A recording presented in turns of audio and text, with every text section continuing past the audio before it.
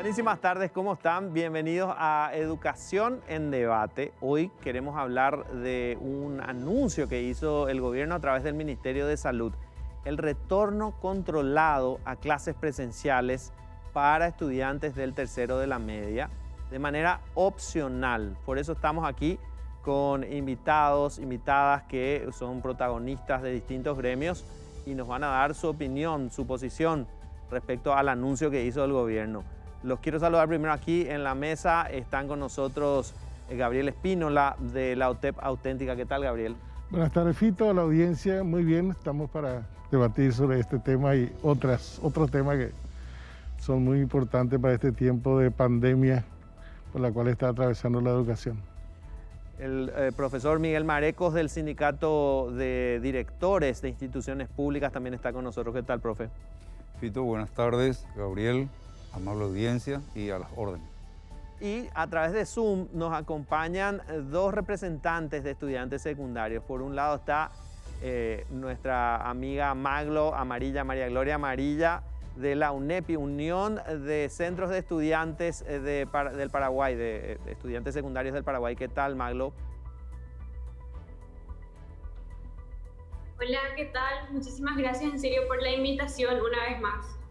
Y también está Camila Jiménez de la Federación Nacional de Estudiantes Secundarios. Cami, ¿cómo estás? Súper bien, muy buenas tardes, amable audiencia y Fito, igualmente para debatir sobre un tema tan importante a estas alturas. Empezamos con ustedes, empezamos con vos, Cami. ¿Cuál es la postura que tienen desde la FENAES, la Federación de Estudiantes Secundarios, respecto a este anuncio del gobierno? El retorno controlado de manera opcional para estudiantes del tercero de la media. Bueno, de hecho el concepto que le dan a este retorno, que es el de tener un cierre emocional, es totalmente factible, obviamente si están dadas las condiciones, pero no llena totalmente todas las exigencias que nosotros estuvimos presentando en lo que fue del año, como por ejemplo los estudiantes del último año de la educación media tienen la realización del proyecto, cuyo fin es el de generar en el estudiante la capacidad de poder hacer una investigación en forma. Un anexo de los estudiantes del último año, por ejemplo, sería el sector técnico, que tendría que tener las prácticas y la pasantía, cosa que hasta el momento no está sucediendo y no se tiene programado realizar siendo parte de la malla curricular, siendo así que nosotros vamos a recibirnos con un título que supuestamente no va a perder ni un valor, pero en la realidad ya no vamos a contar con esos conocimientos, esas prácticas que son muy indispensables para nosotros. Nos están proponiendo hacer una monografía de nuestros proyectos, cosa que en definitiva, si nosotros querríamos especializarnos en eso, estaríamos haciendo algo así como un curso de literatura industrial, pero es algo totalmente diferente. Entonces, esa sería la postura y también, lógicamente, el hecho de que el año que viene no podemos volver a caer en lo que sería el no aprender de este año. De todas maneras, nosotros tuvimos una línea muy clara de que necesitábamos que el sistema educativo sea una herramienta para poder confrontar toda esta crisis y no un problema más con el cual cargar, tanto para los estudiantes, docentes, padres y madres de familia, cosa que no se dio en lo que fue de este año. Entonces, para el año que viene, vamos a decirle las reivindicaciones siguen vigentes y también que por favor a la promoción 2020 simplemente no nos traten como conejillos de India con esto, ¿verdad? Maglo, desde la UNEPI, ¿cuál es la postura, el análisis que ustedes hacen de este retorno controlado y opcional a clases para los de tercero de la media? A ver, nosotros tenemos una postura ya establecida, ¿verdad?, sobre este tema. Justamente por eso hicimos una encuesta para saber exactamente la opinión de los estudiantes, si es que ellos consideran que va a ser factible volver a estas alturas o no, si es que creen que las condiciones dan, si sus instituciones están en forma tenemos las condiciones de infraestructura, si hay todo lo que se necesita para volver realmente. Y las respuestas es más que clara, más del 70% dijo no querer volver a estas alturas del año, no querer volver solamente para supuestamente socializar, cosa que es realmente que no estamos seguros de que pase, ¿verdad? Porque todos estamos ya en la etapa final, ya terminaron las clases, ya van a terminar los exámenes y todos estamos concentrados ya, los que estamos en tercer curso en la facultad, entre otras cosas. Creo que lo que menos nos preocupa ahora mismo es socializar. Y no sé, como dijo Camila, esto nos están tratando como conejillo de indias. Nosotros nos negamos totalmente a esta posibilidad, aunque sabemos que es voluntario y que tranquilamente podemos no ir.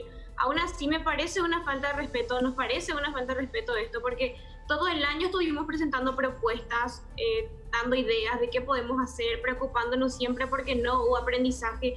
Y ellos, en lugar de plantear la vuelta en un momento donde realmente necesitábamos, lo ponen ahora cuando ellos necesitan solamente porque quieren practicar para el próximo año, siempre dejando de lado las necesidades de los estudiantes. Gabriel, ¿es opcional este retorno a clases presenciales también para los docentes? ¿Cómo se va a coordinar para que docentes que digan no es mi opción volver a clases presenciales tengan un reemplazante y bueno, vayan los estudiantes que sí optaron por ir? Parece un poco desordenado como mínimo este concepto. Es parte de todas las acciones improvisadas y de improvisaciones que estuvimos este año y que estamos todavía este año. Primero, ya no hay clase presencial. O sea, acaban de decir las compañeras estudiantes, ya está en proceso de evaluación final. Entonces, ¿qué clase? Segundo, no tenemos protocolo. Tercero, bien, yo creo que magnífico para socializar, sí, pero no necesitas habilitar las instituciones educativas para el efecto. Tenés parques, tenés teatro, tenés consejo de deportes, tenés espacios en diversos lugares de la República, plazas, que lo podés hacer. Entonces, las instituciones educativas en este momento no tienen los elementos básicos para que pueda albergar, recepcionar, recibir a estudiantes que fueran autorizados por sus padres a ser parte de esto, si es que llega a concretarse, que es el otro elemento. Esto se hizo como anuncio, pero al día 25 el día de mañana tendrá que darse un nuevo decreto, porque el decreto está aún vigente que inhabilita esa presencia de los estudiantes y de los docentes en las instituciones educativas. Entonces, lo otro que tú mencionas es un agregado más a esa improvisación. Si es voluntario, yo puedo no irme como docente. Y sin embargo, papá o mamá autoriza que mis estudiantes de mi área van a estar en la institución. ¿Qué va a pasar con ellos entonces? O sea, pero como en realidad ya no va a haber clase, no es obligatorio para nada que el docente esté en la institución. Si el sentido es socialización, no hace falta hacerlo en la institución educativa propiamente. Además, estos estudiantes ya no van a estar en el 2021 en esas instituciones. Profesor, ustedes como directores de centros educativos tienen una postura también muy crítica hacia esta decisión que planteó el Ministerio de Salud. Todavía no escuchamos al Ministerio de Educación al respecto. Sí, la verdad que hasta ahora pensamos que es una broma o que realmente al doctor Mazzoleni no le pasaron toda la película de cómo está el MEC o le pasaron mal, porque es casi criminal lo que pretenden hacer, por más de que sea optativo. Las escuelas están sucias, no hay insumos porque no hay fondo de la gratuidad, la franja de edades de los docentes de 35 años para arriba, muchos ya tienen enfermedades de base, De 35 años de edad para arriba. No, de edad para edad. arriba. Los alumnos van a ir para divertirse, se van a dar, se van a abrazar, se van a acariciar, un contagio masivo. Ellos no van a entrar con un documento que diga me hice el test, ¿verdad? Entonces, y ayer, viernes, le escuché al ministro Peta en el Colegio Nacional Bernardino Caballero refiriéndose al sector privado. O sea, tal vez el Colegio Internacional, el Colegio Cristo Rey lo puede hacer, pero 5.000 instituciones de educación media que están en condiciones paupérrimas es matemáticamente imposible. Por eso que nosotros vamos a dialogar el lunes con el ministro, vamos a intentar hablar, le presentamos una nota, agotamos la instancia administrativa y si no hay respuesta vamos a un recurso de amparo constitucional. Una vida es igual para nosotros que 100 vidas y la vida está primero. Bueno, y a la vuelta de la pausa quiero hablar justamente con todos ustedes sobre las condiciones sanitarias de infraestructura de los colegios para este retorno, aunque sea solamente de un grupo que son los estudiantes del tercero de la media. ¿Están o no preparadas las instituciones con lavaderos, con jabón, con toallas de papel para, bueno, de alguna forma recibir de nuevo a los estudiantes en este mes de noviembre? A la vuelta de la pausa hablamos del tema.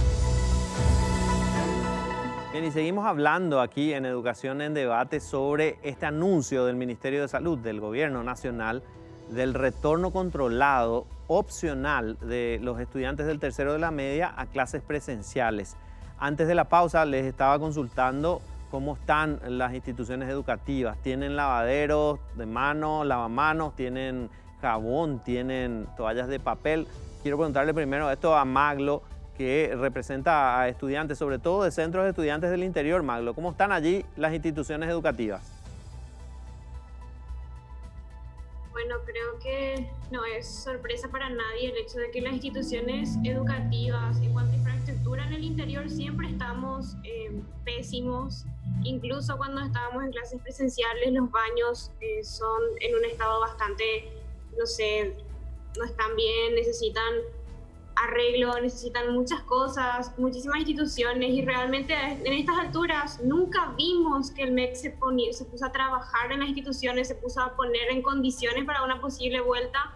Así que nosotros sabemos bien que no estamos en condiciones, y eso refleja en los resultados de cada encuesta que nosotros hacemos, de cada conversatorio que hacemos. Los compañeros saben que las instituciones no están en condiciones, no solamente por la falta de canillas o de lugares donde uno puede asearse, sino también en el espacio en la institución misma, porque estamos hablando de una cantidad excesiva de estudiantes en un aula bastante pequeña, donde no va a dar para hacer ese famoso 2 metros de distancia, ¿verdad? Eso no se va a poder, y sabemos que la posible vuelta en todo caso solamente va a crear mucho más conflicto de lo que ya hay, y nos parece algo totalmente irresponsable decir nomás ya que vamos a volver tal cosa. Los compañeros están preguntando desesperados ya porque ¿para qué vamos a volver? Ellos incluso piensan que es obligatorio, porque en ningún momento nos hablaron de esto. Como dijo también el profesor, no hay un protocolo, nunca nos prepararon, nos educaron sobre cómo vamos a hacer, cómo vamos a actuar ante cualquier situación, ante la posibilidad de volver a las clases presenciales. Simplemente no estamos preparados, y creo que ni los docentes tampoco. Y por eso consideramos que realmente no hay condiciones, ni infraestructura, ni de preparación, nada no hay. Cami, y aquí ustedes que representan a centros de estudiantes de la zona metropolitana, de Asunción, ¿en qué condiciones están las instituciones educativas? Y sobre todo preguntarte también si esto se habló o no se habló en los famosos Actos de Iguazú, donde estaban estudiantes, docentes, padres, discutiendo y debatiendo con autoridades del MEC. Bueno, categóricamente es necesaria una inversión importante para poder justamente equipar las instituciones, ya sean escuelas, colegios, etcétera, para que se puedan llevar a cabo los protocolos sanitarios correspondientes, que es de público conocimiento, pero que de todas maneras siempre corresponde justamente vamos a decirle, una capacitación para aplicar. Y por otro lado, es obvio que al parecer el Ministerio de Educación y Ciencias no quiere cargar con esa responsabilidad. Bien, estamos viendo que quieren hacer recortes para el presupuesto 2021 cuestión a la cual nosotros nos oponemos rotundamente. Toda la comunidad educativa en sí reconoce que es algo que no se puede concretar y estamos batallando obviamente para que eso no suceda. Y por otro lado, la cuestión de los Atriguazú. Si es que se discutió o no. Bueno, resulta que nosotros asistíamos, ¿verdad?, a esa mesa de consenso que habíamos conseguido luego de un voto censura por parte de la Cámara de Senadores al ministro. Y en definitiva, lo único que nos quedó claro es que ellos iban a seguir simplemente vendiendo, en primer lugar, humo, porque no fue un diálogo verdaderamente constructivo en el que la comunidad educativa llevaba sus propuestas, sus necesidades y, más que nada, ganas de trabajar para verdaderamente ver a través del tiempo que durase esa mesa los cambios, cosa que no ha sucedido. Entonces, en las últimas reuniones que se fueron realizando, sinceramente, los estudiantes por lo menos no asistimos más a esas mesas de consenso porque justamente teníamos cosas mucho más, no sé si decir importantes o relevantes, porque si vos te das cuenta que justamente no tiene ni un sentido o no tiene ni un resultado lo que estás haciendo, sentís que después de todo, tanto esfuerzo por conseguir un espacio de conversación, de diálogo, al final no funciona si es que van a seguir haciendo las cosas unilateralmente. Entonces, esa es la realidad con respecto a esa mesa de consenso y de todas maneras nosotros no vemos ni un cambio desde que empezó la pandemia y tuvimos que dar clases en las casas hasta este punto, donde si hubiesen hecho caso a la comunidad educativa, el escenario iba a ser muy diferente. Gabriel, antes de empezar el programa estábamos hablando y te preguntaba, bueno, si van a tener o no ustedes su receso, si, bueno, este retorno presencial es o no planificado, y me decías, no hay plan, no hay un plan que se conozca y que se entienda y que se comprenda y se socialice. Hasta el momento no estamos en conocimiento. Si existe, está muy bien guardado y no se tendrían que guardarlo. Más aún en tiempo de bastante crisis como la que nos ha traído al mundo, ha traído este coronavirus. Y en Paraguay, con nuestras precariedades en todos los ámbitos, ha sido mucho más catastrófico. Pero ¿qué es lo que sucede? En educación tenemos una administración y la cabeza principal de esa administración tiene una capacidad que muy pocos lo tienen, cual es el de escucharse a sí mismo y no escuchar a otros. Entonces, esto genera un inconveniente, porque así como las compañías de estudiantes dijeron, en su oportunidad planteamos la necesidad de un comité de emergencia educativa, compuesto por intelectuales, pedagogos, psicólogos, gente de salud y, por cierto, gente de educación, con padres estudiantes y representación estudiantil, representación dirigencial. Y en ese ámbito, bien, puede discutirse, debería de discutirse, cómo se enlaza, cómo se proyecta situaciones por las que estamos atravesando para que el impacto en un futuro inmediato no sea de lo más gravoso como la que estamos teniendo. Esa es la razón por la cual creo hoy de nuevo se está tomando una decisión absolutamente improvisada que pretende este enunciado, porque ni siquiera para ello es claro el momento. O sea, quiere volver a clase cuando ya no hay clase. O sea, ni siquiera el tiempo están. Y no creo que Salud lo haya tomado o haya tenido la opinión sin el insumo de la gente de educación. O sea, sin que educación haya proveído. Porque hoy, en estos días en todo caso, se anunció de que sería para socializar y no para la clase. Pero no le dijeron eso el día jueves. Entonces, evidentemente que se requiere de una planificación, se requiere de un ensamble, si vale el término, de una conexión de este proceso, si vale el término de proceso, o de esta situación para que tenga un efecto de arrastre al año 2021, a fin de que los que quedan dentro del sistema educativo y aún los que están saliendo del sistema educativo, los del tercer año, vayamos a acompañarles en un proceso de ajuste más exigente, con bastante batería para la retroalimentación, a fin de que ese primer cuatrimestre por lo menos podamos hacer un balanceo y poder encaminar los meses siguientes del año 2021 hacia un mejor horizonte. Profesor, ustedes como directores de colegio tienen una responsabilidad sobre todo lo que ocurre en la institución. ¿Ustedes tienen un mapeo de qué instituciones están preparadas para volver, cuáles no, en términos sanitarios, en términos de infraestructura? ¿Y cuál va a ser la postura del sindicato de directores? Sí, nosotros tenemos la película bien clara. Ya lo hemos demostrado varias veces, incluso en aquella vez que más de 500 instituciones, afectando a 40.000 alumnos, se quedaron 3 meses sin docentes por una falta de gestión y le culparon ellos a la jubilación. Y vos tenías en el banco de elegibles 23.000 docentes esperando su oportunidad. O sea, como dicen los chicos y como dice Gabriel, acá es planificación o improvisación, y ellos están improvisando. Y ayer escuché, viernes, que dijo el ministro en el Colegio Nacional de la Capital, pero dígame qué institución es la que está mal. Me pareció otra burrada, ¿verdad? Entonces, ¿y quiénes son los que me presentaron la nota de cuáles son las instituciones que no tienen condiciones?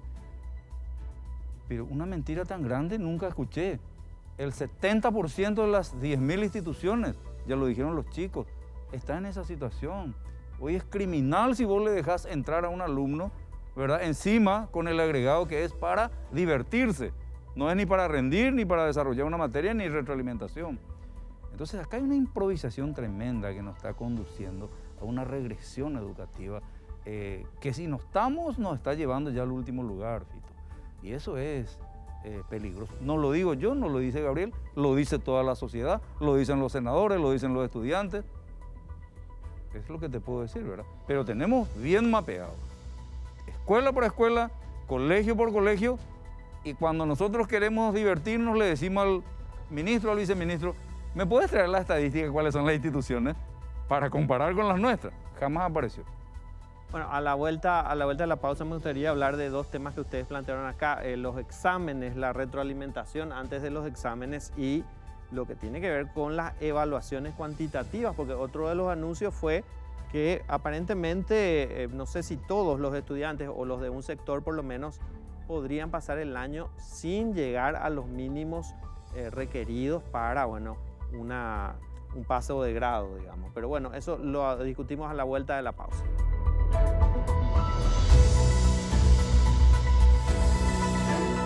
Bien, y los estudiantes habían pedido al Ministerio de Educación en reiteradas ocasiones, también lo hicieron los docentes, una retroalimentación, pero ahora ya están en exámenes y estos exámenes van a tener una evaluación cuantitativa.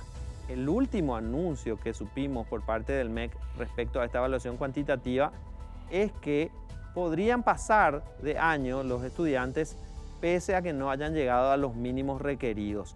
Le quiero preguntar primero a Cami de FENAES, ¿qué opinan ustedes respecto a esto? ¿Hubo o no retroalimentación que ustedes habían solicitado?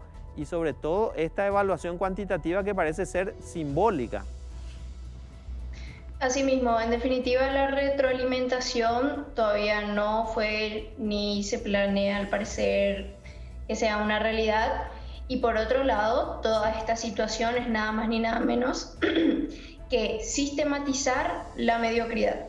O sea, los estudiantes mismos de cada sector y nivel reconocen que no están aprendiendo nada. Les frustra saber que su sistema educativo está mal luego y que otra vez no puedan aprender y la pandemia puede ser un obstáculo, pero para eso justamente están los órganos como el Ministerio de Educación y Ciencias, que debe hacer su trabajo para poder cumplir con la accesibilidad de la educación.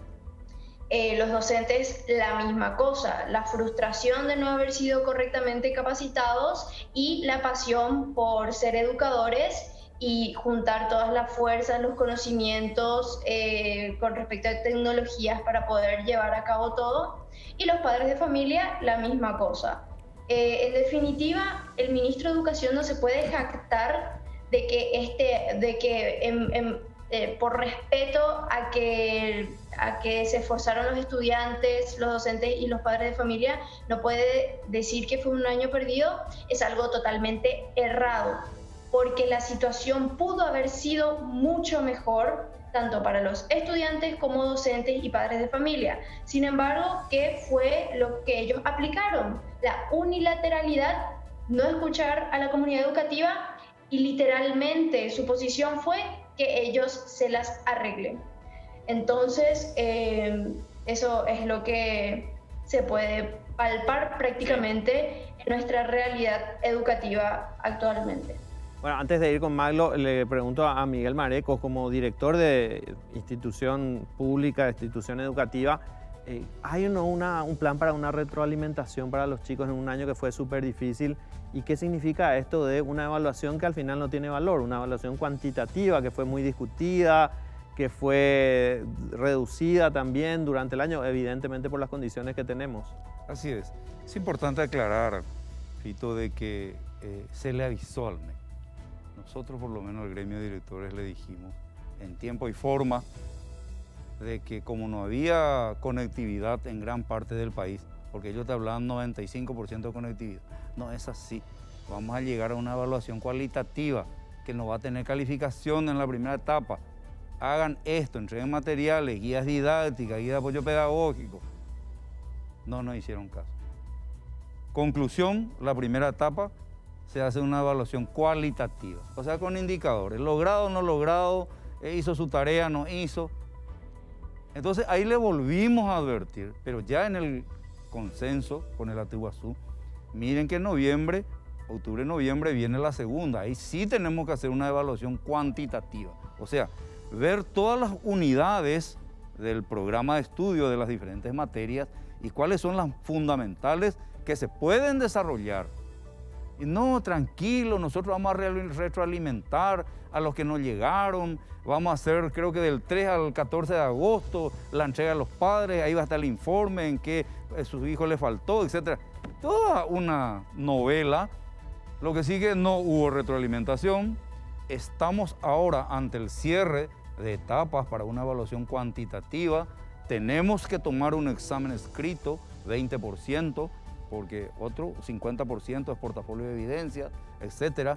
Y estamos hoy en la incertidumbre, no sabemos qué hacer. Ellos no tienen un control exacto de todas las instituciones y el nivel que están los estudiantes.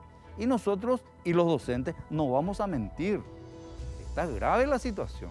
Por eso yo coincido con lo que dijo la niña, ¿verdad? De que el tema de la retroalimentación fue una fantasía. Es más, te digo, vamos a enviar materiales de apoyo pedagógico ahora en septiembre, octubre otra vez.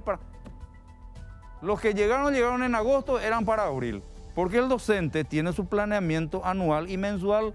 Gabriel Espínola sabe exactamente qué tiene que desarrollar en abril, mayo, junio, porque él presenta un plan. Entonces, ¿qué hizo el docente? De su bolsillo nomás ya se fue a hacer la fotocopia. Por eso hoy nos quitamos el sombrero ante los docentes. Gracias a los docentes es que más o menos vamos a terminar el año con una evaluación cuantitativa. Eso es importante decirlo, no gracias al MEC. Maglo, ustedes que están en el interior del país y que bueno, tienen quizás más problemas de conectividad que quienes están aquí en Asunción y el área metropolitana, conocen mucho mejor la brecha que siempre existió entre los estudiantes, y creo que esta brecha probablemente aumentó y agrave más la situación entre estudiantes que tienen acceso a conectividad y quienes no lo tuvieron durante esta pandemia. Claro, de hecho que eso es lo que todos sabemos, la brecha existente, la diferencia que hay entre estudiantes de Central, estudiantes del interior y, como siempre digo, otra vez abajo otra vez están los estudiantes del Chaco, que realmente no tenemos, hay gente que sí ha de tener, probablemente va a tener que irse a la casa de un familiar, qué sé yo, para tener buen acceso a internet, porque realmente hoy, más que nunca que estamos con evaluaciones, nos damos cuenta de lo inestable que es el internet y de cómo te puede afectar realmente que se vaya de la nada mientras vos estás rindiendo, que es algo que le pasó a muchísimos estudiantes, a mí también, y es realmente jodido todo este sistema porque no le avala absolutamente a nadie, no le ayuda a nadie, y sale esta regla de que supuestamente todos vamos a pasar igual, que aunque vos no hayas entregado absolutamente nada, pero los estudiantes no quieren pasar nomás, ellos quieren aprender. ¿De qué te sirve pasar al siguiente curso siendo que te vas a perder como nunca porque no aprendiste nada en un año? ¿Cómo el estudiante que está en primer curso va a encarar el segundo siendo que no aprendió nada de matemática, física, química? Totalmente va a ser una pérdida de tiempo. El próximo año va a ser, creo que, mucho más caótico que este. Realmente agradecemos por estar en tercero muchos porque nos salvamos de mucho más sufrimiento, por así decirlo. Que realmente es difícil, hay muchísima diferencia en el interior, encima que estamos hablando de que muchas veces los docentes mismos ponen de su bolsillo cada cosa para los que trabajan por medios físicos. Y estamos hablando de estudiantes que tenían que ir kilómetros y kilómetros, docentes que están poniendo no solamente para las impresiones, sino también el combustible, conseguir móvil, un montón de cosas también para poder llegar de alguna manera a ese estudiante y explicarle un poquito, pero realmente es complicado, no sabemos ni para qué realmente se hace una evaluación, siendo que no hubo aprendizaje. Así que creo que en este caso, aunque hay diferencia de conectividad, creo que todos estamos mal, tanto los estudiantes de la capital como estudiantes del interior, todos estamos bajo la misma presión, con los mismos problemas y con la misma situación de no haber aprendido nada, a no ser de que estés en un colegio privado, creo que todos estamos en las mismas ahora mismo. ¿Para qué hacer una evaluación si no hubo aprendizaje? ¿Por qué no va a haber una retroalimentación? Vos que sos docente, Gabriel, contanos. Pero mira, Maglo da una clave, ojalá se tome en consideraciones. Vamos a excluir el tercer año, pero queda desde el segundo a maternal prácticamente, hay jardín de infante, para quienes los primeros meses del año 21 sí se toma con responsabilidad y coherencia el compromiso con la educación pública, se puede hacer esos esfuerzos, esos ajustes que podrían salvar 2020. Es decir, no solo con una calificación. Yo creo que aquí hay que pensarlo menos en la calificación. Hay que hacer evaluación, claro que hay que hacer evaluación. Es absolutamente necesario hacerlo.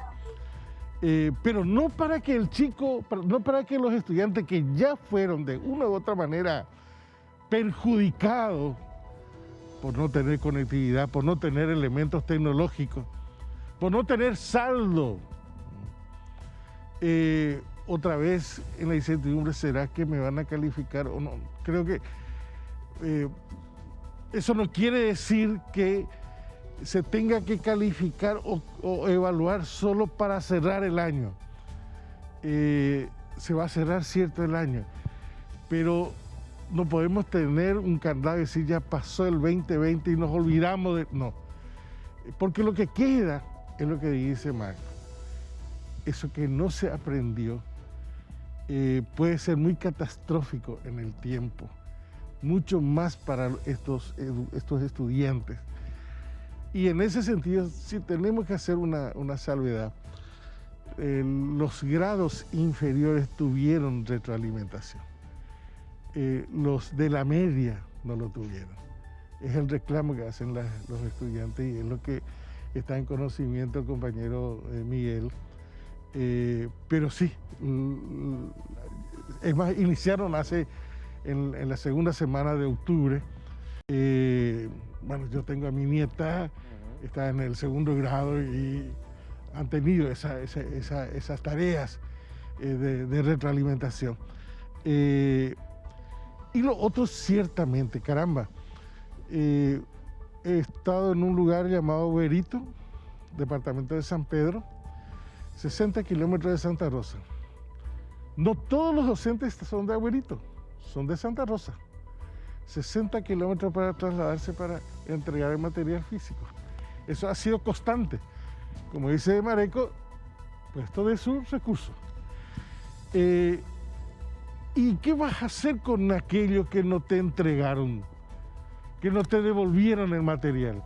Porque muchos de los jóvenes, como esa es una comunidad casi intermedia, un poco más de kilómetros para adelante está Capitán pasando por Carapaí, y para abajo está Santa Rosa.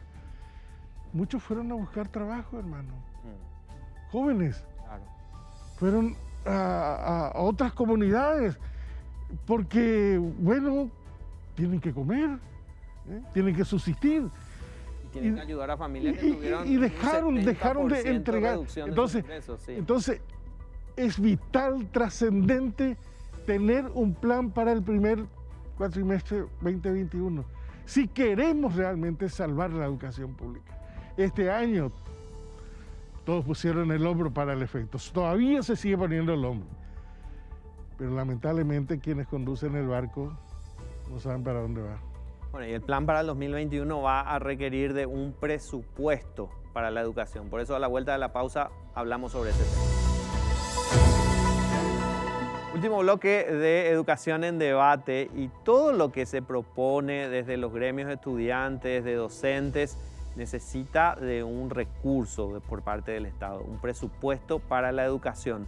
Los estudiantes desde hace muchos años vienen reclamando que el presupuesto de educación llegue por lo menos al piso aconsejado por organismos internacionales, que es el 7% del Producto Interno Bruto.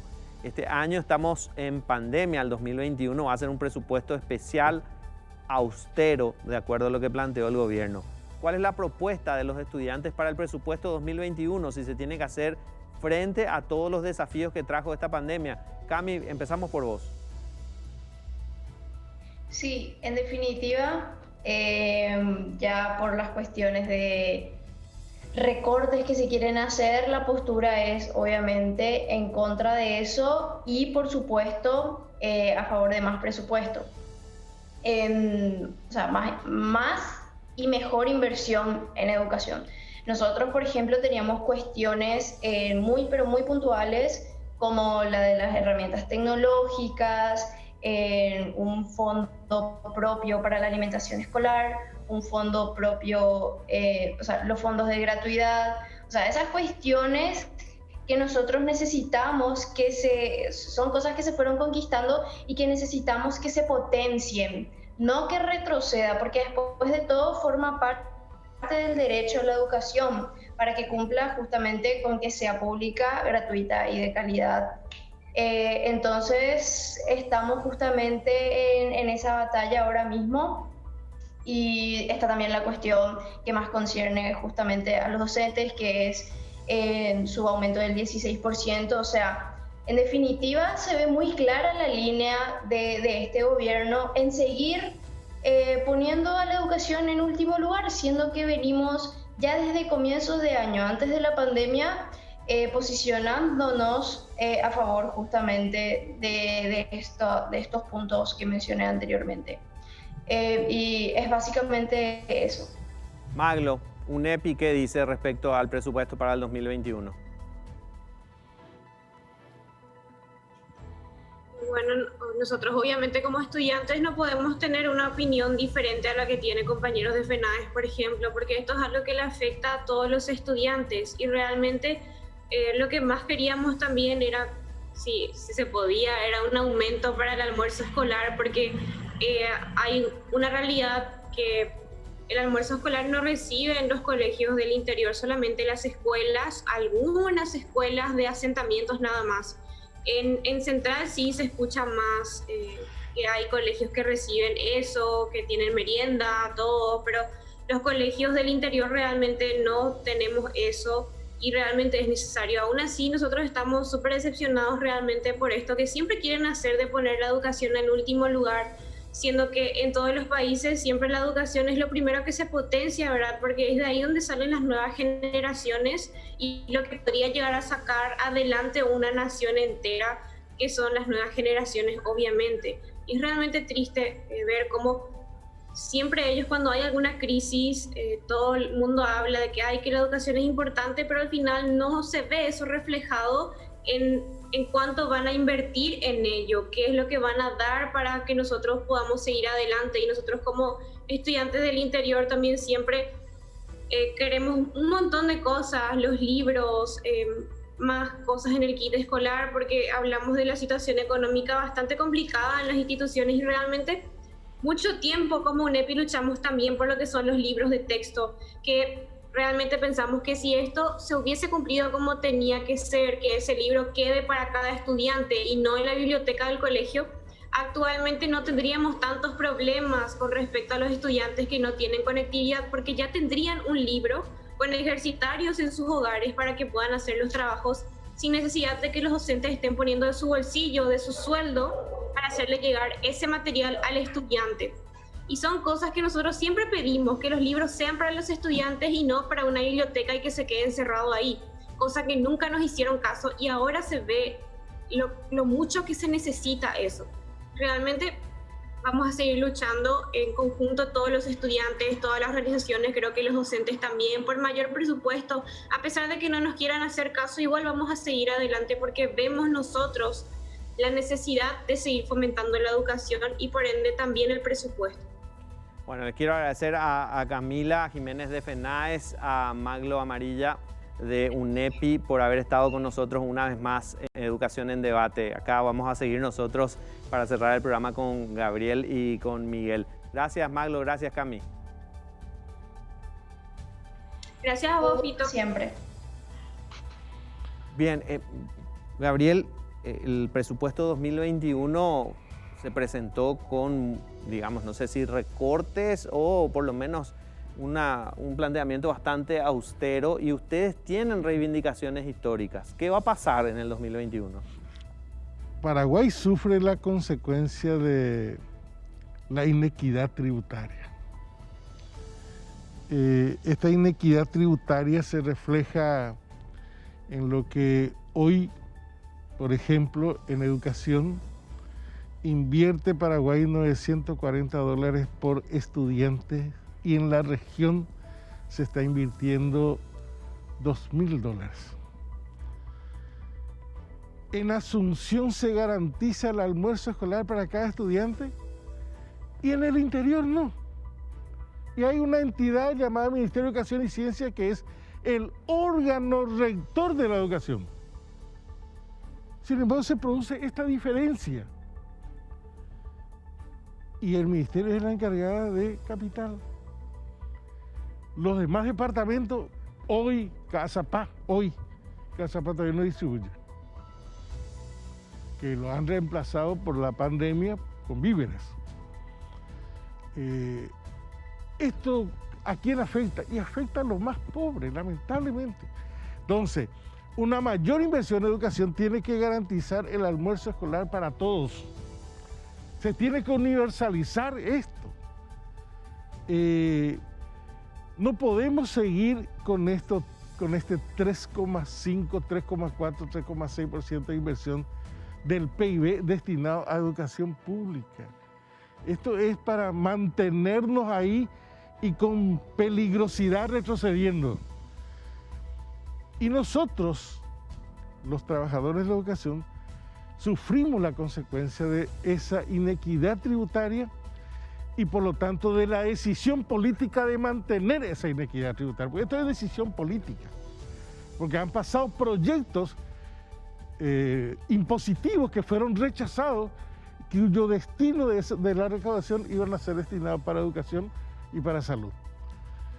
Nosotros estamos con el reclamo del ajuste salarial, porque no es aumento, un ajuste salarial que nos encamine al salario básico profesional establecido en el Estatuto del Educador desde el año 2001. Ese hace 19 años que el Estado paraguayo incumple con los docentes en una ley. Y hace más de 45 años que no abona lo que corresponde en términos de escalafón a los docentes. Hoy hay más de 45.000 docentes que no tienen actualizado su escalafón. Y el año que viene, 2021, 8.000 docentes no van a cobrar su escalafón porque no existe recurso. Desde el año 2016, la gente llegó a percibir escalafón solo porque existieron jubilados. Entonces, vamos a continuar con esos reclamos. Estamos perfectivando, proyectando movilizaciones y probablemente con la pandemia a lo mejor inclusive detenemos el calendario 2021 si no se cumple con estos reclamos que estamos haciendo. ¿Existe una posibilidad de no empezar las clases en el 2021? ¿Ustedes como sindicato de directores están analizando eso y por qué?